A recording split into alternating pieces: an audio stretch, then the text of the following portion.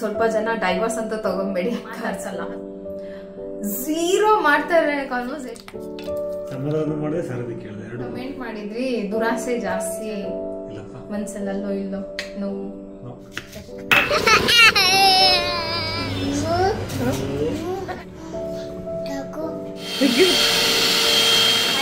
Welcome to Pavithra's beauty blog. ಇವತ್ತಿನ blog ನ ಇವಾಗ ಶುರು ಮಾಡ್ತಾ ಇದ್ದೀನಿ. ಹೊರಗಡೆ ಹೋಗೋದ್ ಪ್ಲಾನ್ ಇತ್ತು, ಅಂತಂದ್ರೆ ಹಾಸ್ಪಿಟಲ್ಗೆಲ್ಲ ಹೋಗ್ಬೇಕಾಗಿತ್ತು, ಟೈಮ್ ಆಗೋಯ್ತು. ಇವತ್ತು ನೋಡ್ತೀವಿ, ಆದ್ರೆ ಹೋಗೋಣ ಅನ್ಕೊಂಡಿದ್ವಿ. ಪ್ರೀತಮ್ಗೆ ಸ್ನಾನ ಮಾಡಿಸಿ ಬಟ್ಟೆ ಎಲ್ಲ ಹಾಕಿ ರೆಡಿ ಮಾಡ್ಬಿಟ್ಟಿದೀವ. ಇನ್ನು ಅವ್ನೇನು ಮಾಡೋದಕ್ಕೆ ಬಿಡೋದಿಲ್ಲ. ಮಾಡ್ಬೇಕು ಅಂತ ಅಂದ್ರೆ ಹೊರಗಡೆ ಕರ್ಕೊಂಡು ಹೋಗಕ್ಕೆ ರೆಡಿ ಆಗಿದ್ದಾರೆ. ಕೂತ್ಬಿಟ್ಟಿದ್ದಾನೆ, ಕೆಳಗಡೆ ಇಳಿತಾನೆ ಇಲ್ಲ. ಹೊರಗಡೆ ಹೋಗೋದಕ್ಕೆ ನಮ್ಮನ್ನ ಚೆನ್ನಾಗಿ ರೆಡಿ ಮಾಡ್ಬಿಟ್ಟಿದ್ದಾರೆ. ಹಾಕಿರೋದು ಎಷ್ಟು ಗಟ್ಟಿಗೆ ಬಂದಿದೆ ಗೊತ್ತಾ, ಮೊಸರು ಫುಲ್ಲು ಗಟ್ಟಿಗಿದೆ. ಗಮ್ಮನತಾ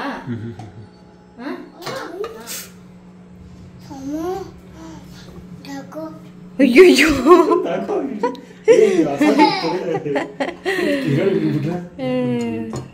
ಈಗ ಅವನಿಗೆ ದ್ರಾಕ್ಷಿ ಗೋಡಂಬಿ ಕೊಡೋ ತನಕ ಮಸ್ಲತ್ ಮಾಡ್ತಾ ಇರ್ತಾನೆ ಎಲ್ಲರಿಗೂ. ಅದ್ ಬೇಕಾ? ಅದ್ ಬೇಕಾ? ಇಲ್ಲಿ ನಾನು ಕಾಜು ಗ್ರೇವಿ ಮಾಡ್ತಾ ಇದ್ದೀನಿ. ಅದಕ್ಕೆ ಮೊದಲಿಗೆ ನಾವು ಕಾಜು ತುಂಬ ಡ್ರೈ ಇರುತ್ತಲ್ಲ, ಹಾಗೆ ರುಬ್ಬೋದಕ್ಕೆ ಪೇಸ್ಟ್ ಮಾಡೋದಕ್ಕಾಗಲ್ಲ. ಸ್ವಲ್ಪ ನೀರನ್ನು ಬಿಸಿ ಮಾಡ್ತಾ ಇದ್ದೀನಿ. ಅದಕ್ಕೆ ಗೋಡಂಬಿ ಹಾಗೆ 1.5 ಅಷ್ಟು ಈರುಳ್ಳಿಯನ್ನು ಹಾಕ್ಕೊಂಡಿದ್ದೀನಿ. ಈರುಳ್ಳಿ ಸೈಜ್ ಮೇಲೆ ಡಿಪೆಂಡ್ ಆಗುತ್ತೆ. ಒಂದು ಸ್ವಲ್ಪ ಬಿಸಿ ಆದರೆ ಸಾಫ್ಟ್ ಆಗುತ್ತೆ, ರುಬ್ಬಿದ್ರೆ ನೈಸ್ ಪೇಸ್ಟ್ ಆಗುತ್ತೆ ಅಂತ ಅಷ್ಟೇ. ನೆಕ್ಸ್ಟ್ ಸ್ವಲ್ಪ ಗೋಡಂಬಿಯನ್ನು ತುಪ್ಪದಲ್ಲಿ ಫ್ರೈ ಮಾಡಿಕೊಂಡ್ರೆ ಚೆನ್ನಾಗಿರುತ್ತೆ. ಸೊ ನಾನು ಕೊಕೊನಟ್ ಆಯಿಲಲ್ಲೇ ಫ್ರೈ ಮಾಡ್ಕೊಳ್ತಾ ಇದ್ದೀನಿ. ಅದನ್ನು ಸೈಡಲ್ಲಿ ಎತ್ತಿಟ್ಕೊಂಡ್ಬಿಟ್ಟು ಗ್ರೇವಿಗೆ ಸ್ವಲ್ಪ ಜೀರಿಗೆ ಹಾಕೊಳ್ತಾ ಇದ್ದೀನಿ. ಏಲಕ್ಕಿ ಮತ್ತು ಕಪ್ಪು ಏಲಕ್ಕಿ ಬರುತ್ತೆ, ಅದನ್ನು ಕೂಡ ಹಾಕ್ಕೊಳ್ಬೋದು. ಒಂದು ಸ್ವಲ್ಪ ಪೆಪ್ಪರು ಹಾಗೆ ಲವಂಗ, ಚಕ್ಕೆ ಹಾಗೆ ಪಲಾವ್ ಎಲೆ ಇಷ್ಟನ್ನು ಹಾಕಿ ಚೆನ್ನಾಗಿ ಮಿಕ್ಸ್ ಮಾಡಿಕೊಂಡು ಸಣ್ಣ ಕಟ್ ಮಾಡಿ ಇಟ್ಟಿರುವಂಥ ಈರುಳ್ಳಿ ಹಾಕೊಳ್ತಾ ಇದ್ದೀನಿ. ಇಲ್ಲಿ ಧನಿಯಾ ಪುಡಿ ಮಾಡ್ಕೊಳ್ಳೋದಕ್ಕೆ ಧನಿಯಾನ ಫ್ರೈ ಮಾಡ್ಕೊಳ್ತಾ ಇದೆ. ಹಾಗೆ ಇಲ್ಲಿ ಪೇಸ್ಟ್ ತಣ್ಣಗಾಗಿದ್ದೆ ರುಬ್ಕೊಳ್ತೀನಿ. ಒಂದಿಷ್ಟು 4 ಟೊಮೊಟೊ ಹಾಕೊಂಡಿದ್ದೀನಿ. ಟೊಮೊಟೊ ಚೆನ್ನಾಗಿ ಪೇಸ್ಟ್ ಆಗೋ ತನಕ ಬಾಯ್ಲ್ ಮಾಡ್ಕೊಳ್ಬೇಕು. ಇಲ್ಲಿ ಪೇಸ್ಟ್ ಕೂಡ ಅಷ್ಟು ವೈಟ್ ಪೇಸ್ಟ್ ಚೆನ್ನಾಗಿ ರೆಡಿ ಆಗಿದೆ. ಶುಂಠಿ ಬೆಳ್ಳುಳ್ಳಿನ ಜಜ್ಜಿಟ್ಟಿದ್ದೆ. ಟೊಮೊಟೊ ಸಾಫ್ಟ್ ಆದಮೇಲೆ ಅದನ್ನು ಹಾಕೊಂಡಿದ್ದೀನಿ. ಫ್ರೆಶ್ ಧನಿಯಾ ಪುಡಿ ರೆಡಿ ಆಯಿತು ಅಂತ ಅಂದರೆ ಕೊರಿಯಂಡರ್ ಪೌಡರ್ ಫ್ರೆಶ್ ಆಗಿ ಘಮ ಘಮ ಅಂತ ಇರುತ್ತೆ. ಇದಕ್ಕೆ ಸ್ವಲ್ಪ ಅರಿಶಿನ, ಖಾರದ ಪುಡಿ, ಒಂದು ಸ್ವಲ್ಪ ಧನಿಯಾ ಪುಡಿ, ಜೀರಿಗೆ ಪುಡಿ ಹಾಕ್ಕೊಂಡು ಚೆನ್ನಾಗಿ ಮಿಕ್ಸ್ ಮಾಡಿಕೊಂಡ್ರೆ ಆಯಿತು. ಹಾಗೆ ಅದಕ್ಕೆ ನಾನು ಈಗ ರುಬ್ಬಿರೋ ಪೇಸ್ಟನ್ನು ಹಾಕ್ಕೊಳ್ತಾ ಇದ್ದೀನಿ. ಎರಡನ್ನೂ ಚೆನ್ನಾಗಿ ಮಿಕ್ಸ್ ಮಾಡಿಕೊಂಡು ರೆಸ್ಟೋರೆಂಟ್ ಸ್ಟೈಲಲ್ಲಿ ನಮಗೆ ಗ್ರೇವಿ ರೆಡಿ ಆಗಿಬಿಡುತ್ತೆ. ಅದಕ್ಕೆ ನಾನಿವಾಗ ಪಾಲಕ್ ಚಪಾತಿ ಮಾಡ್ತಾ ಇದ್ದೀನಿ. ಪಾಲಕ್ ಪ್ಯೂರಿ ಹಾಕ್ಬಿಟ್ಟು ಲಾಸ್ಟಲ್ಲಿ ಫೈನಲ್ ಆಗಿ ಎಲ್ಲ ಚೆನ್ನಾಗಿ ಕುದ್ದು ಕಸೂರಿ ಮೇಥಿ ಒಂದು ಹಾಕಬೇಕಿತ್ತು. ಸೊ ಅದನ್ನು ಹಾಕಿದ್ಮೇಲೆ ಫ್ರೈ ಮಾಡಿಟ್ಟಿದ್ದು ಗೋಡಂಬಿ ಹಾಕ್ಕೊಂಡ್ರೆ ಆಯಿತು, ಗ್ರೇವಿ ರೆಡಿ ಆಗಿಬಿಡುತ್ತೆ. ಟೇಸ್ಟ್ ಮಾತ್ರ ತುಂಬಾ ಚೆನ್ನಾಗಿ ಈಸಿ ಹಾಗೆ ಕ್ವಿಕ್ಕಾಗಿ ಮಾಡ್ಕೊಳ್ಬೋದು. ಇದು ಗ್ರೇವಿಯನ್ನು ಬೆಳಿಗ್ಗೆ ಬ್ರೇಕ್ಫಾಸ್ಟಿಗೆ ಮಾಡಬೇಕು ಅಂದ್ಕೊಂಡೆ, ಸೊ ಮಾಡೋಕ್ಕಾಗಿರಲಿಲ್ಲ. ಇವಾಗ ಮಾಡಿದೆ. ಟ್ರೈ ಮಾಡಿ ಹೇಗಿತ್ತು ಅಂತ ಕಮೆಂಟ್ ಮಾಡಿ. ಸೊ ಫ್ರೆಂಡ್ಸ್, ಇವತ್ತಿನ ರೆಸಿಪಿ ನೋಡಿದ್ರಲ್ಲ, ಕಾಜು ಗ್ರೇವಿ ಸೇಮ್ ನೀವು ರೆಸ್ಟೋರೆಂಟಲ್ಲಿ ಹೆಂಗೆ ಬುಕ್ ಮಾಡಿದಾಗ ಇರುತ್ತೋ ಅದೇ ಥರ ಇರುತ್ತೆ. ಆದಷ್ಟು ನಾನು ಹೇಳಿದ್ನಲ್ಲ, ಹೋಮ್ ಮೇಡ್ ಪೌಡರ್ಗಳನ್ನ ನೀವೇ ಮಾಡಿಕೊಂಡ್ರೆ ಟೇಸ್ಟ್ ಇನ್ನೂ ಚೆನ್ನಾಗಿ ಬರುತ್ತೆ. ಹೋಟೆಲ್ಗಳೆಲ್ಲ ಹಾಗೇನೆ ಗರಂ ಮಸಾಲ ಆಗಿರ್ಬೋದು, ಧನಿಯಾ ಪುಡಿ ಆಗಿರ್ಬೋದು, ಜೀರಿಗೆ ಅದೆಲ್ಲ ಮನೆಯಲ್ಲೇ ಮಾಡಿಕೊಂಡ್ರೆ ಟೇಸ್ಟ್ ಮಾತ್ರ ಅಂದರೆ ಅದರ ರುಚಿಯನ್ನು ಜಾಸ್ತಿ ಮಾಡ್ಕೋಬೋದು ಅಷ್ಟೇ. ಆಮೇಲೆ ನಮಗೂ ಕೂಡ ಸ್ವಲ್ಪ ಬಜೆಟ್ ಕಡಿಮೆ ಆಗುತ್ತೆ. ಹಾಗೆ ಇವಾಗ ನಾನು ಒಂದು ಪ್ರಾಡಕ್ಟನ್ನು ತೋರಿಸೋಣ ಅಂತ ಅನ್ಕೊಂಡಿದ್ದೀನಿ. ಅಗಾರ ಅವರ ಕಾರ್ ವಾಕ್ಯೂಮ್ ಕ್ಲೀನರ್. ನಮ್ಮ ಕಾರ್ಗೆ ನಿಜವಾಗ್ಲೂ ಮಕ್ಕಳಿದಾರಲ್ವಾ, ಚಿಕ್ಕ ಮಕ್ಕಳು. ಲಾಸ್ಟ್ ಟೈಮು ಹನೀಶು, ಪ್ರಗತಿ, ಪ್ರೀತಮ್ 3 ಜನನ ಟ್ರಿಪ್ಪಿಗೆ ಕರ್ಕೊಂಡು ಹೋಗಿದ್ವಲ್ಲ, ಬರೋಷ್ಟ್ರೊಳಗೆ ಕಾರ್ ಗತಿ ಏನಾಗಿತ್ತು ಅಂತಂದರೆ ತಿಂದಿದ್ದು ಅದು ಇದೆಲ್ಲ ಚಲ್ಲಾಪಲ್ಲಿ ಮಾಡಿದ್ರು. ಸೊ ಅದಕ್ಕೆ ನಾನು ನೋಡ್ತಾ ಇದ್ದೆ, ಬಟ್ ಅದೇ ಟೈಮ್ಗೆ ನನಗೆ ಅಗಾರೋರಿಂದ ಈ ಕಾರ್ ವಾಕ್ಯೂಮ್ ಕ್ಲೀನರ್ ಕೊಟ್ಟಿದ್ದಾರೆ. ಸೊ ಪೌಚಲ್ಲಿ ಎಷ್ಟು ಚಿಕ್ಕದಾಗಿ ಚೆನ್ನಾಗಿದೆ ಅಲ್ವಾ, ಕಾರಲ್ಲಿ ಆರಾಮಾಗಿ ಇಟ್ಕೊಳ್ಬೋದು. ಸೊ ಹೆಂಗಿದೆ ಅಂತ ನಾನು ಇವತ್ತು ರಿವ್ಯೂವನ್ನು ಕೊಡ್ತೀನಿ. ಈ ಥರ ನಮಗೆ ಒಂದು ಸಣ್ಣ ಬ್ಯಾಗಲ್ಲೇ ಬಂದ್ಬಿಡುತ್ತೆ. ಹಾಗೆ ನಾನು ನಿಮಗೆ ರಿವ್ಯೂ ಕೊಡ್ತಾ ಇರೋ ಪ್ರಾಡಕ್ಟ್ ಬಂದುಬಿಟ್ಟು ಅಗಾರ ಅವರ cordless rechargeable car vacuum cleaner. ತುಂಬಾ ಪೋರ್ಟೇಬಲ್ ಆಗಿದೆ. ಸೊ ಇದು ಮೇನ್ ಯೂನಿಟ್ ಆಗಿರುತ್ತೆ. ಹಾಗೆ ಇದನ್ನು ಓಪನ್ ಮಾಡೋದು ಕೂಡ ಜಸ್ಟ್ 1 ಪ್ರೆಸ್ ಬಟನ್ನಲ್ಲಿ ಓಪನ್ ಮಾಡ್ಬೋದು. ಇದು ಫಿಲ್ಟರ್, ಹಾಗೆ ಈ ಫಿಲ್ಟರ್ ಬಂದುಬಿಟ್ಟು ಸ್ಟೀಲ್ ಫಿಲ್ಟರ್ ಆಗಿರುತ್ತೆ, ಅಟ್ಯಾಚ್ ಮಾಡಬಹುದು. ಸೊ ಈ ರೀತಿಯಾದಂಥ ಒಂದು ಚಿಕ್ಕದಾಗಿ ಕಾಂಪ್ಯಾಕ್ಟ್ ಆಗಿರುವಂಥ ಒಂದು ಕಾರ್ ವಾಕ್ಯೂಮ್ ಕ್ಲೀನರ್. ಇದನ್ನು ಚಾರ್ಜ್ ಮಾಡಿಕೊಂಡು ನಾವು ಆನ್ ಬಟನನ್ನು ಪ್ರೆಸ್ ಮಾಡಿದ್ರೆ ಸಾಕು, ವರ್ಕ್ ಆಗುತ್ತೆ. ಇದರಲ್ಲಿ ನಮಗೆ ಫಸ್ಟ್ ಬಂದ್ಬಿಟ್ಟು ಎಕ್ಸ್ಟೆನ್ಷನ್ ಕೊಟ್ಟಿರ್ತಾರೆ, ಸಾಫ್ಟ್ ಹೌಸ್, ಮತ್ತು ಒಂದು ನಾಸಲ್ ಕೊಟ್ಟಿರ್ತಾರೆ, ಒಂದು ಮಲ್ಟಿಪರ್ಪಸ್ ಬ್ರಷ್ ಇರುತ್ತೆ, ಜೊತೆಗೆ ಆ ಒಂದು ಏನು ಫಿಲ್ಟರ್ ಕ್ಲೀನ್ ಮಾಡೋದಕ್ಕೆ ಸ್ಮಾಲ್ ಬ್ರಷ್ ಕೊಟ್ಟಿರ್ತಾರೆ. ಮನೆಯಲ್ಲೇ ನಾನು ಟ್ರೈ ಮಾಡಿ ನೋಡಿದೆ, ತುಂಬ ಚೆನ್ನಾಗಿ ಕ್ಲೀನ್ ಆಗ್ತಾಯಿತ್ತು.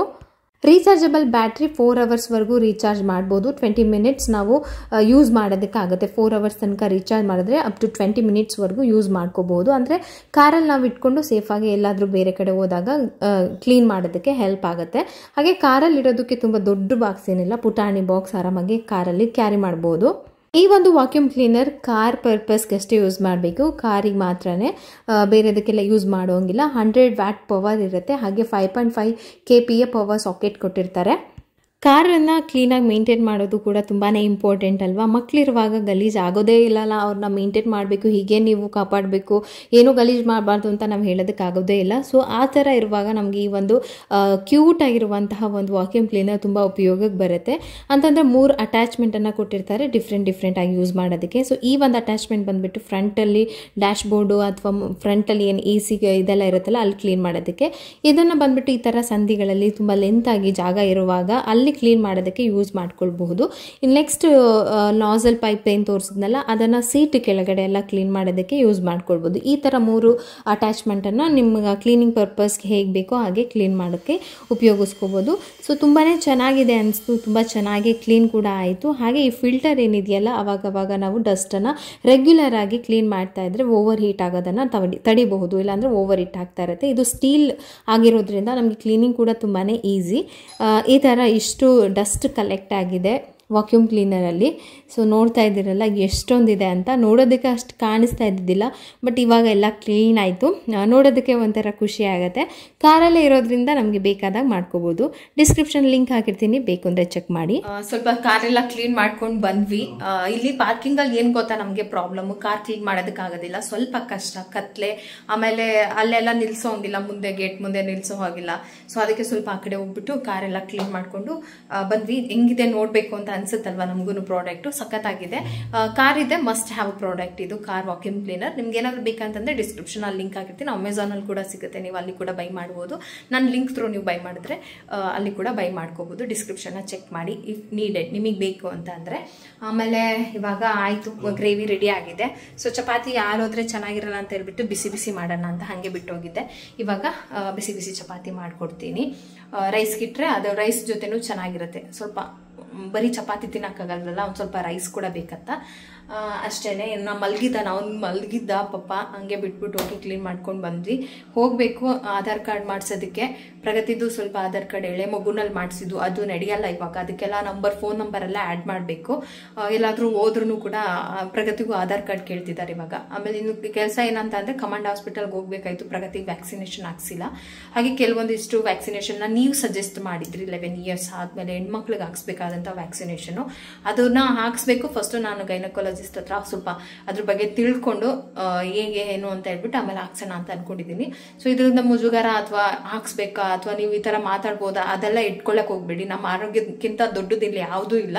ಫಸ್ಟ್ ನಮ್ಮ ಹೆಣ್ಮಕ್ಳು ಆರೋಗ್ಯ ತುಂಬ ಇಂಪಾರ್ಟೆಂಟ್. ಫಸ್ಟ್ ಅದನ್ನ ನೋಡ್ಕೊಳ್ಳಿ, ಅದಾದ್ಮೇಲೆ ಬೇರೆ ಎಲ್ಲ ಬರುತ್ತೆ. ಓಕೆನಾ? ಇವಾಗ ಇದೊಂಚೂರು ಚಪಾತಿ ಮಾಡ್ಕೊಂಡು ಬಿಡ್ತೀನಿ. ಅವ್ನು ಎದ್ದಳು ಅಷ್ಟರಲ್ಲಿ ಎದ್ದ ತಕ್ಷಣ ಹೊಟ್ಟೆ ಹಸಿತಲ್ಲ. ನನ್ನ ಹಸ್ಬೆಂಡ್ ಇವತ್ತೇನೋ ಗೊತ್ತಿಲ್ಲ, ಆರಾಮಾಗಿ ಫ್ರೀಯಾಗಿ ಮನೇಲಿ ಟೈಮ್ ಪಾಸ್ ಮಾಡ್ತಾವ್ರಿ. ಹಾಂ, ಪಾಪ ಹಾಸ್ಪಿಟಲ್ಗೆ ಹೋಗೋಗಿತ್ತು ಅವರು, ಇವತ್ತು ಹೋಗೋಕ್ಕಾಗಲಿಲ್ಲ.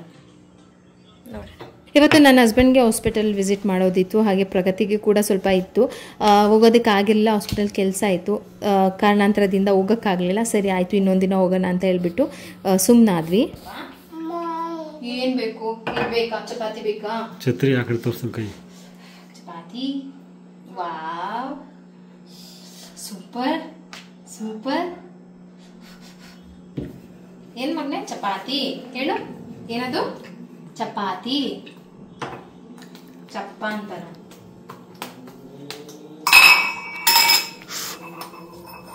ನನ್ನ ಮಗ ಎದ್ದ ತಕ್ಷಣ ಬಂದು ಅಡುಗೆ ಮನೆ ಶೆಲ್ಫ್ ಮೇಲೆ ಕೂತು ಚೆನ್ನಾಗಿದೆಯಾ ಚಪಾತಿ? ಈ ಚಪಾತಿನ ನಾನು ಒಂದೇ ರೌಂಡಲ್ಲಿ ಸುಡ್ತಾ ಇದ್ದೀನಿ. ಇಲ್ಲಾಂತಂದ್ರೆ ಟ್ರಯಾಂಗಲ್ ಥರ ಫೋಲ್ಡ್ ಮಾಡಿ ಸುಡಬೇಕು. ಯಾಕೆಂದರೆ ಇದ್ರೊಳಗೆ ಪ್ಯೂರಿ ಹಾಕಿದ್ದೀನಲ್ಲ, ಅದೇ ಸಾಫ್ಟಾಗಿ ಬಂದ್ಬಿಡತ್ತೆ. ಆಮೇಲೆ ಇದೇ ಥರ ಬೀಟ್ರೂಟ್ ಚಪಾತಿ ಮಾಡಿದ್ರು ಅಷ್ಟೇನೆ. ಅದನ್ನು ಏನು 3 ಥರ ಫೋಲ್ಡ್ ಮಾಡಿ ಲೇಯರ್ ಥರ ಮಾಡಬೇಕಂತ ಏನಿಲ್ಲ. ಅರ್ಜೆಂಟ್ ಈ ಥರ ಸುಟ್ಕೊಬೋದು. ಸೊ ಗ್ರೀನ್ ಕಲರಲ್ಲಿ ಚೆನ್ನಾಗಿದೆ. ಇದನ್ನು ಬೆಳಗ್ಗೆ ರೆಸಿಪಿ ಆ್ಯಕ್ಚುಲಿ ಪ್ರಗತಿಗೆ ಲಂಚ್ ಬಾಕ್ಸ್ಗೆ ಅಂತ ನಾನು ಮಾಡಿದ್ದು, ಆದರೆ ಟೈಮ್ ಆಗಲಿಲ್ಲ ಪಾಪ. ನೈಟ್ ಹೇಳಿದ್ದೊಂದು, ಬೆಳಗ್ಗೆ ಮಮ್ಮಿ ಮಾಡಿರೋದೊಂದು ಅಂತ ನನ್ನ ಮಗಳಿಗೆ ಅಪ್ಸೆಟ್ ಆಗೋದು. ಮಮ್ಮಿ ಬೆಳಗ್ಗೆ ಏನು ಹೇಳಿದ್ದೆ ರಾತ್ರಿ ಅಂತ. ಅಯ್ಯೋ ಅರ್ಜೆಂಟಿಗೆ ಏನೋ ಮಾಡಿದೀನಿ ತಗೊಂಡೋಗಮ್ಮ. ಏನಾಗಿದೆ ಅಂದ್ರೆ ಪ್ರೀತಮ್ಗೆ ನಿದ್ದೆದು ಏರುಪೇರು ಆಗ್ಬಿಟ್ಟಿದೆ ಅಲ್ಲ, ರಜಾ ಎಲ್ಲ ಆಯ್ತಲ್ಲ. ನೈಟ್ 12 ಗಂಟೆ ತನಕ ಎದ್ದಿರೋದು, 1 ಗಂಟೆ ತನಕ ಎದ್ದಿರೋದು. ಅವನೆದ್ರೆ ನಮಗೂ ನಿದ್ದೆ ಇಲ್ಲ. ಸೊ 4 ಅವರ್ ನಿದ್ದೆ ಸಾಕಾಗಲ್ಲ ನನಗೆ, ಎದ್ದೇಳಕ್ ಆಗ್ತಾ ಇಲ್ಲ, ಆ ಥರ ಆಗ್ಬಿಡ್ತು. ಅದಕ್ಕೆ ಇವತ್ತು ಬೇಗ ಎಬ್ಬಿಸ್ಕೊಂಡಿಸಿದ್ದೀನಿ. 1 ಗಂಟೆಗೆ ಎಬ್ಬಿಸಿದ್ದೀನಿ. ಇನ್ನು ಸಂಜೆ ತನಕ ಎದ್ದಿರ್ಬೇಕು, ರಾತ್ರಿ 10 ಗಂಟೆಗೆ ಮಲಗಿಸ್ತೀನಿ. ಅದು ಬೆಸ್ಟು. ಕೊಡ್ತೀನಿ ಚಪಾತಿ ಕೊಡ್ತೀನಿ ಮಮ್ಮಿ. ಚೂ ಚೂ ಚೂ ಚೂ ಚೂ ಚೂ.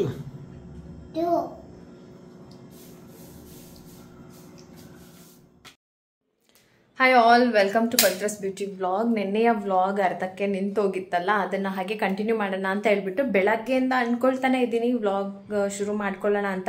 ಇವತ್ತು ನಮ್ಮ ಫ್ಲ್ಯಾಟ್ ಕೆಳಗಡೆ ಮನೆ ಇದೆಯಲ್ಲ, ಸೊ ಅದು ಸೇಲ್ ಆಗಿದೆ ಅಂತ ಅನಿಸುತ್ತೆ, ಅಥವಾ ಬೇರೆ ಯಾರಾದರೂ ತೊಗೊಂಡಿರಬೇಕು. ಸ್ವಲ್ಪ ದಿನದಿಂದ ಆಲ್ಟ್ರೇಷನ್ ಸೌಂಡ್ ಅದು ಇದು ನಡೀತಾ ಇತ್ತು. ಇವತ್ತೇನೋ ಪೂಜೆ ಎಲ್ಲ ಮಾಡಿಸ್ಕೊಂಡು ಬಂದಿದ್ದಾರೆ ಅನಿಸುತ್ತೆ. ಬೆಳಗ್ಗೆಯಿಂದ ದೇವ್ರದ್ದು ಹೋಮ ಅದು ಸೌಂಡ್ ಸಿಕ್ಕಾಬಟ್ಟೆ ಸೌಂಡ್ ಕೇಳಿಸ್ತಾ ಇತ್ತು. ಇಷ್ಟೋ ತನಕ ಸಾಂಗ್ಸು ಡ್ಯಾನ್ಸು ಸೆಲೆಬ್ರೇಷನ್ ಎಲ್ಲ ಇತ್ತೇನೋ. ಸರಿ ಆಯಿತು, ಆ ಸೌಂಡಿಗೆ ಮಾಡೋಕ್ಕಾಗಲ್ಲ ಅಂತ ಹಂಗೆ ನಾನು ಕೂಡ ಚೆನ್ನಾಗಿ ಎಣ್ಣೆ ಬೇರೆ ತುಂಬ ಹಚ್ಕೊಂಡ್ಬಿಟ್ಟು ಚೆನ್ನಾಗಿ ಮಸಾಜ್ ಮಾಡಿಕೊಂಡು ರಿಲ್ಯಾಕ್ಸ್ ಆಗಿದ್ದೆ.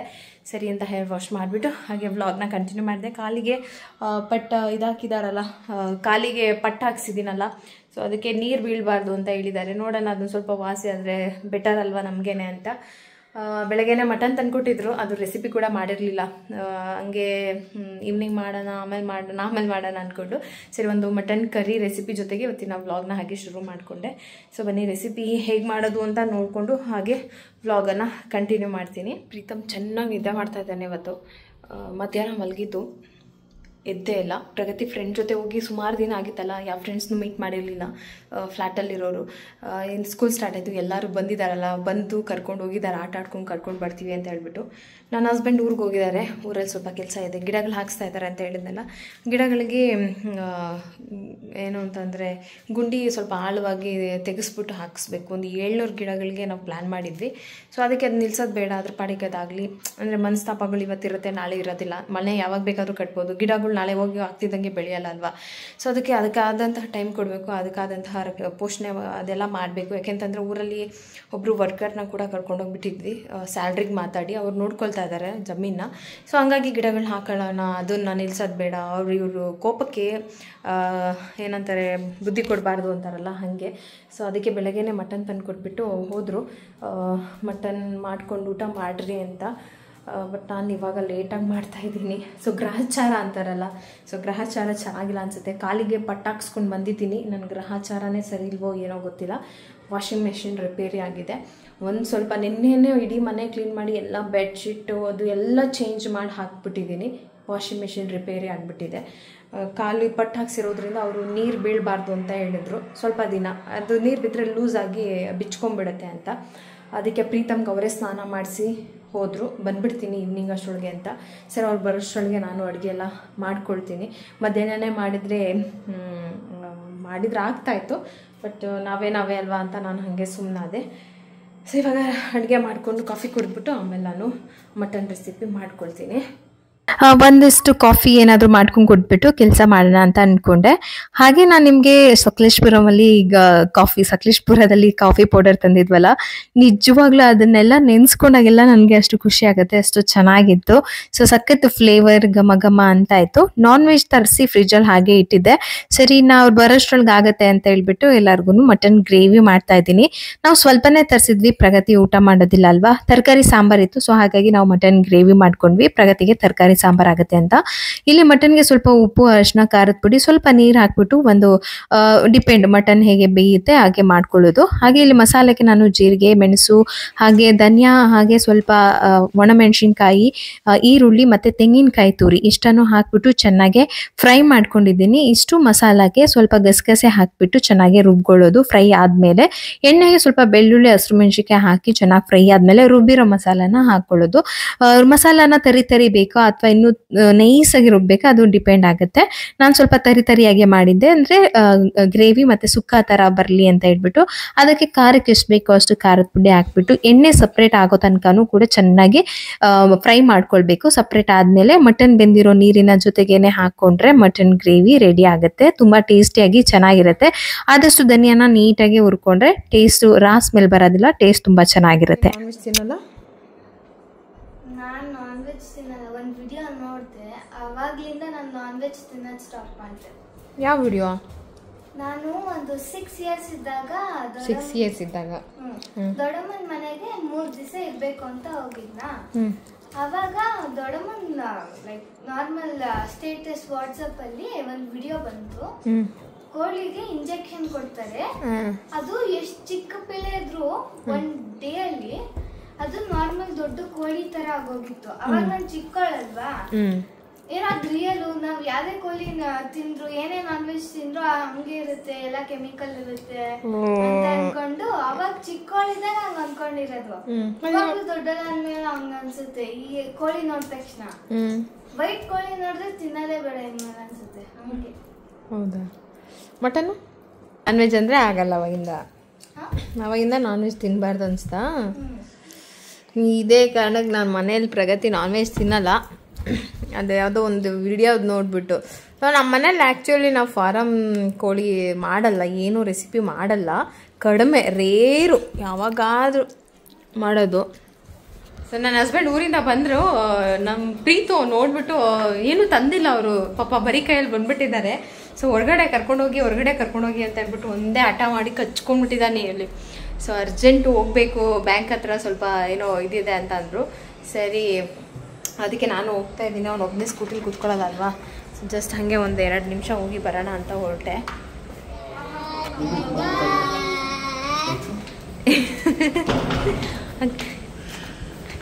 ಎಲ್ಲೋಗ್ಬೇಕು ನೀನು ಇಷ್ಟೊತ್ತಿನಲ್ಲಿ? ಟೈಮ್ ಎಷ್ಟು ಅಂದ್ಕೊಂಡಿದ್ಯಾ ಪ್ರೀತಮ್? ಸೊ ಟೈಮ್ ಎಷ್ಟಾಗಿದೆ ಗೊತ್ತಾ? ಇಷ್ಟೊತ್ತಿನಲ್ಲಿ ನಾನು ಹೊರಗಡೆ ಹೋಗ್ತೀನಿ ಅಂತ ಹಠ ಮಾಡ್ಕೊಂಡು ಕೂತಿದ್ದಾನೆ. ಅಲ್ಲಿಂದ ಬಂದ ತಕ್ಷಣ ವಾಪಸ್ ಕರ್ಕೊಂಡು ಹೋಗ್ತಾ ಇದ್ದಾರೆ ನಿಮಗೆ. ಇದಕ್ಕೆ ಏನು ಕಮ್ಮಿ ಇಲ್ಲ.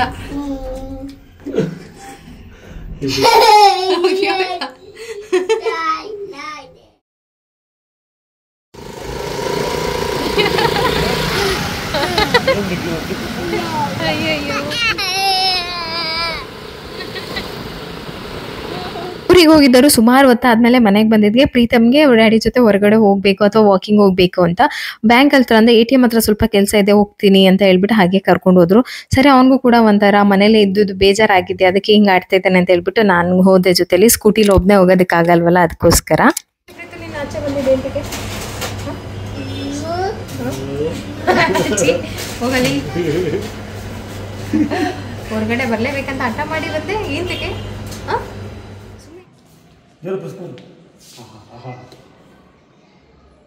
ಡೋರ್ ಓಪನ್ ಮಾಡಿ. ಕಾಲಿಂಗ್ ಬೆಲ್ ನಾನು ಒತ್ತದೆ ಅಂತ. ಅವನು ಕಾಲಿಂಗ್ ಬೆಲ್ ಒತ್ಬೇಕಂತೆ.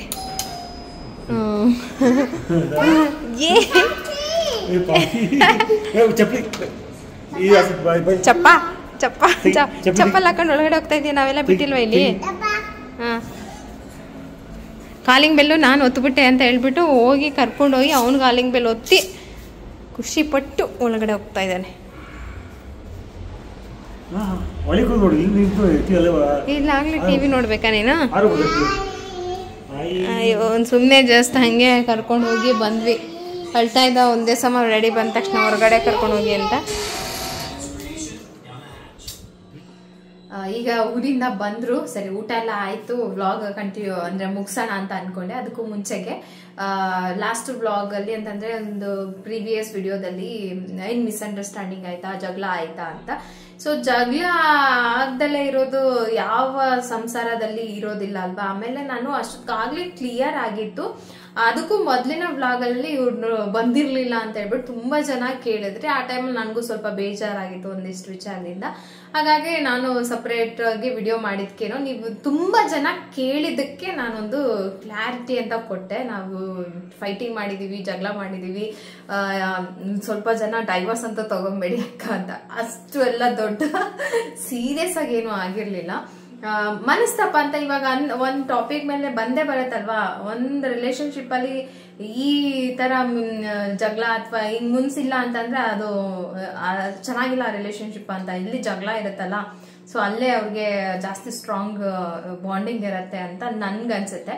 ಸೊ ಅಷ್ಟೇನೆ, ಇದೇ ಸರಿ ಅನ್ಸುತ್ತೆ ಫಸ್ಟ್ ಟೈಮ್ ಇಷ್ಟೊಂದು ಅಂದ್ರೆ ಎಲಾಬ್ರೇಟ್ ಮಾಡಿ ನಾವು ಕೂಡ. ನಮ್ ಲೈಫಲ್ಲಿ ಆತರ ಆಗಕ್ ಚಾನ್ಸೇ ಇಲ್ಲ. ಯಾಕೆಂತಂದ್ರೆ ಇವ್ರು ತುಂಬಾ ಸ್ವಲ್ಪ ಇರ್ತಾರೆ ತಾಳ್ಮೆಯಿಂದ. ಅಂತ ಸಿಚುವೇಶನ್ ಅಲ್ಲಿ ನನ್ಗೆ ಇವ್ರಿಗೆ ಇಷ್ಟ ಆಗ್ದಲ್ಲ ಇರೋದು ಏನ್ ಮಾಡ್ತಾರೆ ಅಂತಂದ್ರೆ ಮಾತಾಡ್ಸಲ್ಲ, ಝೀರೋ ಮಾಡ್ತಾರೆ ಕಾನ್ವರ್ಸೇಷನ್, ಮಾತೇ ಆಡ್ಸೋದಿಲ್ಲ. ಸೊ ಅವಾಗ ನನಗೆ ಅದು ಆಗಲ್ಲ, ಮಾತಾಡ್ದಂಗೆ ಇರೋದಕ್ಕೆ ಆಗೋದಿಲ್ಲ ಅಲ್ವಾ. ಅವಾಗ ನಾನು ಅದನ್ನ ಬೆಳ್ತಾ ಇರ್ತೀನಿ, ಮಾತಾಡ್ಸ್ತಾ ಇಲ್ವಲ್ಲ ಅಂತ. ಸೊ ಅಷ್ಟೇನೆ. ಅದಾದ್ಮೇಲೆ ಎಲ್ಲ ಸರಿ ಹೋಯ್ತು. ಅವರೇ ಸಾರಿ ಕೇಳಿದ್ರಾ? ಹೌದು, ನಾವೇ ಕೇಳ್ಬೇಕಲ್ವಾ, ಎಲ್ಲರೂ ಕೇಳೋದು. ಸಾರಿ ಎಕ್ಸ್ಪೆಕ್ಟ್ ಮಾಡಿರ್ಲಿಲ್ಲ, ನಂಗೆ ಸಮಾಧಾನ ಮಾಡ್ತಾರೆ ಅಂತ ನಾನು ಅನ್ಕೊಂಡಿದ್ದೆ ಅಷ್ಟೇನೆ. ನಮ್ಗೇನೋ ಒಂದ್ ಸಮಾಧಾನ ಮಾಡಿದೆ, ಸಾರದಿ ಕೇಳಿದೆ, ಎರಡು ಮಾಡಿದೆ. ಆಮೇಲೆ ಅಷ್ಟೇನೆ ಕ್ಲಿಯರ್ ಆಯ್ತು. ಸೊ ನಮ್ಮಲ್ಲಿ ಅಷ್ಟೊಂದು ಉದ್ದಕ್ಕೆ ಜಗಳ ಹೋಗಲ್ಲ. ಆಮೇಲೆ ಅನ್ಸುತ್ತೆ, ಒಂದ್ 10 ದಿನ ಆದ್ಮೇಲೆ ಅನ್ಸುತ್ತೆ, ಇಷ್ಟೊಂದೆಲ್ಲ ಮಾಡ್ಕೊಳ್ಳೋ ಅಂತ ಅವಶ್ಯಕತೆ ಇರ್ಲಿಲ್ಲ, ಇಷ್ಟೊಂದೆಲ್ಲ ಬೇಕಾಗಿರ್ಲಿಲ್ಲ ಅಂತ. ಏನಾದ್ರೂ ಹಂಗೆ ಸಿಚುವೇಶನ್ ಹ್ಯಾಂಡಲ್ ಮಾಡಕ್ ಆಗಲ್ಲ ಅಂದಾಗ ಇವರು ಹೊರಟೋಗ್ಬಿಡ್ತಾರೆ, ಸೈಲೆಂಟ್ ಆಗಿ ಹೊರಗಡೆ ಹೋಗ್ಬಿಡ್ತಾರೆ. ಹಂಗೆ ಇರ್ಬೇಕು. ಆಕ್ಚುಲಿ ಜಗಳ ಅಂತ ಬಂದಾಗ ಮಾತು ಬೆಳೆದ ಜಗಳ ದೊಡ್ಡದಾಗುತ್ತೆ. ಸೊ ಒಬ್ರು ಸೈಲೆಂಟ್ ಆಗ್ಬಿಟ್ರೆ ತಣ್ಣಗಾಗುತ್ತೆ. So simple. ಅದಕ್ಕೆ ಅವ್ರು ಹೋಗ್ಬಿಡ್ತಾರೆ, ಮಾತಾಡಲ್ಲ. ಅದಾದ್ಮೇಲೆ ಅಷ್ಟೇನೆ. ಅದಾದ್ಮೇಲೆ ಮತ್ತೆ ಒಂದೇ ಮನೇಲಿ ಇರ್ಬೇಕಂದ್ರೆ ಮಾತಾಡ್ಲೇಬೇಕಾಗತ್ತೆ. ಸೊ 1 ವಾರ 10 ದಿನ ಅಷ್ಟೇನೆ. ಅದಾದ್ಮೇಲೆ ಮತ್ತೆ ಅವ್ರಿಗೂ ಅರ್ಥ ಆಯ್ತು, ಒಂದಿಷ್ಟು ನಾನು ಅವಳಿಗೆ ಸಮಾಧಾನ ಮಾಡ್ಬೇಕಾಗಿತ್ತು, ನಾನು ಕಂಪ್ಲೀಟ್ ಆಗಿ ಮಾತಾಡೋದ್ ಬಿಟ್ಬಿಡ್ನಲ್ಲ ಅಂತ. ಆಮೇಲೆ ಅವರೇ ಬಂದು ಸರಿ ಆಯ್ತು ಹಂಗೆ ಹಿಂಗೆ ಅಂತ ಹೇಳಿ ಎಲ್ಲ ಓಕೆ ಅಷ್ಟೇನೆ. ಇನ್ನೇನಿಲ್ಲ, ಪರ್ಸ್ನಲ್ ಅಂತ ಏನಿರಲಿಲ್ಲ. ತೀರಾ ನಮ್ಗೇನೋ ಆಗಿದೆ ಆ ಥರದ್ದೆಲ್ಲ ವಿಚಾರ ನಾನೇನು ಹೇಳ್ಕೊಳಕ್ ಹೋಗಿಲ್ಲ. ಸೊ ನನಗೆ ನೀವೆಲ್ಲ ಕೇಳಿದಕ್ಕೆ ಏನಾಯ್ತು ಅಂತ ಹೇಳ್ಬೇಕು ಅಂತ. ಅದಕ್ಕೂ ಮುಂಚೆಗೆ ನಾನು ಏನು ಹೇಳಿರ್ಲಿಲ್ಲ. ಅದೆಲ್ಲ ಆಗಿ ಎಲ್ಲ ಕ್ಲಿಯರ್ ಆಗಿ ಒಂದು ಹಂತಕ್ಕೆ ಬಂದ ಮೇಲೆನೆ ನಾನು ಹೇಳಿದ್ದು. ಸೊ ಹೇಳಂಗಿದ್ರೆ ಅಲ್ಲಿಂದಾನೇ ಸ್ಟಾರ್ಟ್ ಮಾಡ್ಕೊಂಡು ಡೈಲಿ ನಡೆಯೋದೆಲ್ಲ ಹೇಳ್ಬೋದಾಯ್ತು. ಇನ್ನೊಂದು ಏನಂತ ಅಂದ್ರೆ, ವ್ಲಾಗರ್ಸು ನಾನು ನೋಡಿರೋ ಮಟ್ಟಿಗೆ ನಾನಂತೂ ನನ್ನ ಲೈಫ್ ಹೆಂಗಿರುತ್ತೋ ನಾ ಹಂಗೆ ತೋರಿಸ್ತೀನಿ. ಇಲ್ಲಿ ಚೆನ್ನಾಗಿಲ್ಲ, ಇಲ್ಲಿ ಸೂಪರ್ ಆಗಿದೆ, ಆ ಥರ ಎಲ್ಲ ನಾನು ತೋರಿಸೋದಕ್ಕೆ ಹೋಗಿಲ್ಲ. ಸೊ ನಿಮ್ಗೆ ಅನ್ಸುತ್ತೆ ನೋಡೋರ್ಗೆ ಇವ್ರು ತುಂಬಾ ಪರ್ಫೆಕ್ಟು, ಇವ್ರು ತುಂಬಾ ಚೆನ್ನಾಗಿದ್ದಾರೆ, ಲೈಫಲ್ಲಿ ಇವ್ರಿಗೆಲ್ಲ ಇದೆ, ಹಂಗೆ ಯಾರು ಇರೋದಿಲ್ಲ. ಬಟ್ ಅವ್ರವ್ರು ಇರುತ್ತೆ, ಕೆಲವರು ತೋರಿಸ್ಕೊಳ್ತಾರೆ, ಕೆಲವರು ತೋರಿಸ್ಕೊಳ್ಳೋದಿಲ್ಲ. ಸೊ ನೋಡೋದನ್ನೇ ನಾವು ನಿಜ ಅನ್ಕೊಂಡು ಇವರೆಲ್ಲ ತುಂಬಾ ಚೆನ್ನಾಗಿರ್ತಾರೆ, ಇವ್ರು ಜಗಳನೇ ಆಡಲ್ಲ, ಮೇಡ್ ಫಾರ್ ಈಚ್ ಅದರ್, ಹಂಗೆ ಹಿಂಗೆ, ನಾವು ಯಾಕೆ ಹಿಂಗೆ, ನಮ್ಮ ಫ್ಯಾಮಿಲಿ ಮಾತ್ರ ಯಾಕೆ ಹಿಂಗೆ ಅನ್ನೋದು ನಮ್ಮಲ್ಲಿ ಬಂದ್ಬಿಡತ್ತೆ. ಹಂಗಿರಲ್ಲ. ಅವ್ರು ಎಷ್ಟೋ ನೋವಿದ್ರು ಕೆಲವೊಬ್ರು ವಿಡಿಯೋ ಮಾಡ್ತಾ ಇರ್ತಾರೆ, ಆ ನೋವನ್ನ ತೋರಿಸ್ಕೊಳ್ಳೋದಕ್ಕೆ ಹೋಗೋದಿಲ್ಲ. ಸೊ ಆ ಥರದವ್ರು ಇರ್ತಾರೆ. ಬಟ್ ನನ್ನ ಲೈಫಲ್ಲಿ ಏನಾಗಿರುತ್ತೋ ಅದನ್ನ ನಾನು ಹೇಳಿದ್ದೀನಿ ಅಷ್ಟೇನೆ. ಅದು ಬಿಟ್ಟರೆ ಬೇರೆ ಏನಿಲ್ಲ. ಸಾಲ್ವ್ ಆಗದಲ್ಲಿರೋಂಥ ದೊಡ್ಡ ಜಗಳ ಏನಿಲ್ಲ, ಅಷ್ಟೇ, ಏನು ಇಲ್ಲ. ಅದೊಂದು ಹೇಳಬೇಕು ಅಂತ ಅನ್ಕೊಂಡೆ. ನಡೆದಿದ್ದೇನು ಅಂತ ಹೇಳ್ದೆ ಅಷ್ಟೇನೆ. ಯಾವ ವಿಚಾರಕ್ಕೆ ನನಗ್ ಬೇಜಾರಾಯ್ತು ಅಂತ ಹೇಳ್ದೆ. ಸೊ ಇನ್ನೊಬ್ರು ಕಮೆಂಟ್ ಮಾಡಿದ್ರಿ, ದುರಾಸೆ ಜಾಸ್ತಿ ನಿಂಗೆ, ದುರಾಸೆ ಜಾಸ್ತಿ ಅಂತ ಹೇಳ್ಬಿಟ್ಟು. ನಾನು ಹೇಳಿದ್ದು ಹಳ್ಳಿ ಲೈಫ್ ಜೀವನ ಮಾಡಬೇಕು ಅಂತ ಆಸೆ ಪಟ್ಟೆ ಅಂತ. ನಾನು ಯಾವುದೋ ಹೈಫೈ ಲಕ್ಸುರಿಯಸ್ ಲೈಫ್ಗೆ ಆಸೆ ಪಟ್ಟಿರ್ಲಿಲ್ಲ. ಒಂದು ಹಳ್ಳಿ ವಾತಾವರಣದಲ್ಲಿ ಹಳ್ಳಿ ಲೈಫ್ನ ನಾನು ನೋಡಬೇಕು, ನಾನು ಜೀವಿಸ್ಬೇಕು ಅಂತ ಹೇಳಿದ್ದು. ಅದು ನಿಮಗೆ ದುರಾಸೆ ಅಂತ ಅನ್ಸಿದ್ರೆ ನಾನೇನು ಮಾಡೋಕ್ಕಲ್ಲ. ಆಮೇಲೆ ನಾನು ಕಂಡೋರ್ ಆಸ್ತಿಯಲ್ಲಿ ಹೋಗಿ ಏನು ಮನೆ ಕಟ್ಬೇಕಂತ ಇದ್ದಿದ್ದಿಲ್ಲ. ಅದು ನಿಮಗೆ ಸೇರ್ಬೇಕಾಗಿದ್ದ ಜಾಗ ಅಲ್ವಾ, ಅಲ್ಲಿ ಆಸೆ ಪಟ್ಟಿದ್ದು ಅಷ್ಟೇನೆ. ಸೊ ಅವ್ರು ಬಂದ್ಬಿಟ್ಟು ಏನು ನಿಂಗೆ ದುರಾಸೆ ಜಾಸ್ತಿ ಹಂಗೆ ಅಂತ, ಅದು ನಿಮಗೆ ಅನ್ಸಿದ್ರೆ ನಾನೇನು ಮಾಡೋಕ್ಕಾಗಲ್ಲ. ದುರಾಸೆನೂ ಇಲ್ಲ, ಅತ್ಯಾಸೆನೂ ಇಲ್ಲ. ನಾವು ಭಗವಂತ ಏನು ಕೊಟ್ಟಿದ್ನಲ್ಲೋ ಅದ್ರಲ್ಲೇ ಇರ್ತೀವಿ. ಹಂಗಂತ ಹಣೆ ಬರದಲ್ಲಿ ಬರೆದ್ಬಿಟ್ಟಿದೆ, ಹಣೆ ಬರದಲ್ಲಿ ಬರ್ದಂಗೆ ಲೈಫ್ ಆಗತ್ತೆ, ನಾ ಕುತ್ಕೊಂಡ್ಬಿಡೋಣ, ನನ್ನ ಹಣೆಯಲ್ಲಿ ಬರ್ದಿರೋದು ಆಗತ್ತಪ್ಪ, ನನಗೆ ಬೇಕಂದ್ರೆ ಬರುತ್ತೆ, ನಂಗೆ ಬೇಡ. ನಮ್ಮ ಎಫರ್ಟ್ ಇಲ್ಲ ಅಂದ್ರೆ ನಮ್ಮ ಹಣೆ ಬರದಲ್ಲಿ ಬರ್ದಿದ್ರು ಸಿಗಲ್ಲ, ಗೊತ್ತಾ. ನಾವು ಹಣೆ ಬರದಲ್ಲಿ ಇದ್ರೂ ನಮ್ಮ ಪ್ರಯತ್ನ ನಾವು ಮಾಡ್ತಾ ಇರ್ಬೇಕು. ಅವಾಗ್ಲೇನೆ ನಮಗೆ ಏನ್ ಸಿಗ್ಬೇಕೋ ಅನ್ನೋದು ಸಿಗತ್ತೆ. ನಮ್ಮ ಹಣೆ ಬರದಲ್ಲಿ ಇದೆ ಬಿಡು, ನಾಳೆ ಲಕ್ಷಾಧಿಪತಿ ಆಗಂಗಿದ್ರೆ ಹಾಗೆ ಆಗ್ತೀವಿ. ನಿಮ್ ಎಫರ್ಟ್ ಇಲ್ಲ ಅಂದ್ರೆ ನಿಮ್ ಮನೇಲಿ ಬರ್ದಿದ್ರು ನೀವು ಏನು ಮಾಡ್ದಲ್ಲಿ ಸುಮ್ಮನೆ ಕುತ್ಕೊಂಡ್ರೆ ಏನು ಆಗೋದಿಲ್ಲ. ನಾವು ಪ್ರಯತ್ನ ಪಡ್ಬೇಕು, ನಾವು ಎಫರ್ಟ್ ಹಾಕ್ಬೇಕು. ಲೈಫು ಅಂತ ಹೇಳ್ಬಿಟ್ಟು ಸುಮ್ಮನೆ ಇರಕ್ಕಾಗಲ್ಲ, ಏನಾದ್ರೂ ನಡಿಬೇಕಲ್ಲ ಲೈಫಲ್ಲಿ. ಸೊ ಅದನ್ನ ಮಾತ್ರನೇ ನಾವು ಮಾಡ್ತಾ ಇರೋದು. ಯಾವ ದುರಾಸೆನೂ ಇಲ್ಲ, ಏನೂ ಇಲ್ಲ. ಸೊ ನಿಮ್ಗೆ ಹಂಗ ಅನ್ಸಿದ್ರೆ ನಂಗೇನು ಬೇಜಾರಿಲ್ಲ, ಓಕೆನಾ. ಸೊ ಎಲ್ಲ ಕ್ಲಿಯರ್ ಅಲ್ಲ, ಏನು ಇಲ್ವಾ, ಏನಾದ್ರೂ ಬೇಜಾರು ಮನ್ಸಲ್ಲಲ್ಲೋ ಇಲ್ಲೋ, ನೋವು, ಕಷ್ಟ? ಏನು ಇಲ್ವಾ? ಎಲ್ಲ ಕ್ಲಿಯರಾ? ಹ್ಯಾಪಿನಾ? ಬಿಲ್ಕುಲ್. ಏನಾದರೂ ಡೌಟ್ಸ್ ಇದ್ರೆ 100% ಕ್ಲಿಯರ್. ಸೊ ಇಷ್ಟೇನ, ಏನಿಲ್ಲ. ನನಗಿಂತ ಜಾಸ್ತಿ ಇವರು ಅದು ಕಟ್ಟಾಗಕ್ಕೆ ಬಿಡಲ್ಲ ಬಿಡಿ ಸಂಬಂಧಗಳನ್ನ. ಗೊತ್ತು ಅವ್ರು ಹೆಂಗೆ ಪ್ಯಾಚಪ್ ಮಾಡಬೇಕು ಅಂತ. ಸೊ ಇಷ್ಟ ಆಯಿತು, ಇದನ್ನ ಹೇಳ್ಕೊಳ್ಬೇಕು ಅಂತ ಅನ್ನಿಸ್ತು. ಸುಮಾರು ಜನ ಕಮೆಂಟ್ಸಲ್ಲಿ ಹೇಳಿದ್ರು ನಿಮ್ಮ ಮನಸ್ಸಲ್ಲಿ ಅಂತ ಏನೋ ಹಿಡ್ದಿಟ್ಕೊಳ್ತಾ ಇದ್ದೀರಾ ನೋವನ್ನ ಅಂತ. ಅವ್ರು ನನ್ನ ಮಾತಲ್ಲೇ ಅರ್ಥ ಮಾಡ್ಕೊಂಡ್ರು. ಸೊ ಹೇಳಿ ಅಕ್ಕ, ಏನಾಗಲ್ಲ, ಮನ್ಸು ಆರಾಮಾಗತ್ತೆ, ನಿರಾಳ ಆಗತ್ತೆ, ಹೇಳಿ ಹೇಳಿ ಅಂತ ಅಂದಿದ್ದಕ್ಕೆ ನಂಗೆ ಹೇಳ್ಕೋಬೇಕು ಅನ್ನಿಸ್ತು. ಅದು 10 ದಿನದ ಹಿಂದೆ ನಡೆದಿರೋ ಘಟನೆ ನಾನು ನಿಮ್ಗೆ ಹೇಳಿದ್ದು, ಆಯ್ತಾ? ಅಷ್ಟೇ, ಎಲ್ಲ ಕ್ಲಿಯರ್ ಆಗಿದೆ. ಸೊ ಇನ್ಮೇಲೆ ಡೈಲಿ ಬ್ಲಾಗ್ಸ್ ಬರುತ್ತೆ. ಸಪೋರ್ಟ್ ಮಾಡಿ, ನೋಡಿ, ವಿಡಿಯೋನ ಲೈಕ್ ಮಾಡಿ, ಶೇರ್ ಮಾಡಿ. ಸೊ ಸಿಗ್ತೀನಿ ಇನ್ನೊಂದು ಬ್ಲಾಗಲ್ಲಿ. ಟೇಕ್ ಕೇರ್, ಬಾಯ್.